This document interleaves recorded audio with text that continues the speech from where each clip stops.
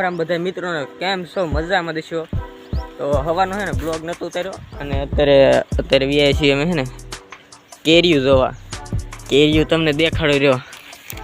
જો અહીં છે કેરીયું અંધારું આવે છે ને, જો અહીં કેરીયું છે અને ઓલા પણ ખલેલાય છે એમ વગેરે વગેરે છે ને દેખાડે છે મારા માસીનો છોકરો.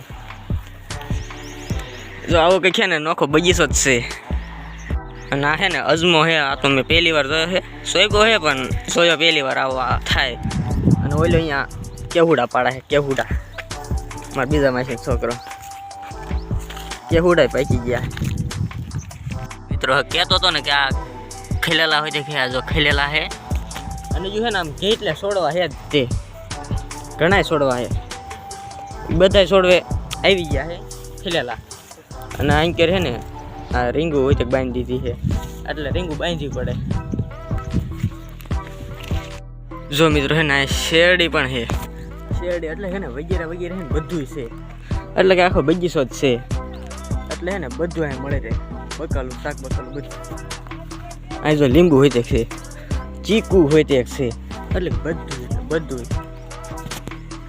જોઈ લે. પણ કેળા હોય તે છે. કેળ મિત્ર છે ને વિયાયો તો ખાઈટી અને ઘડીક ખોઈ ગયો તો પણ અને ખાઈ લીધું છે પણ પેટનો ખાડો છે તે પૂરવાડો.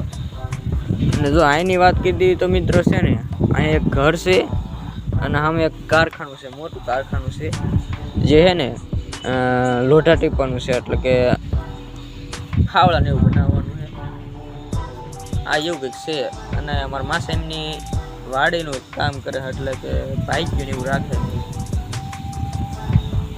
એટલે મસ્ત મજાના આપણે ખાઈ પાણી વાળવા. એટલે કે જો અમારા માસાનો છોકરો નાકું ફૂટી ગયું ને નાકું વાળવા ગયો છે. અને આ ખડ છે ને એ ખડમાં છે ને પાણી વાળવા છે. જો આમ હિટાશી જાય એટલે કે આ છે ને આ દોઢ હિટાશી જતા દોઢ દરરોજના.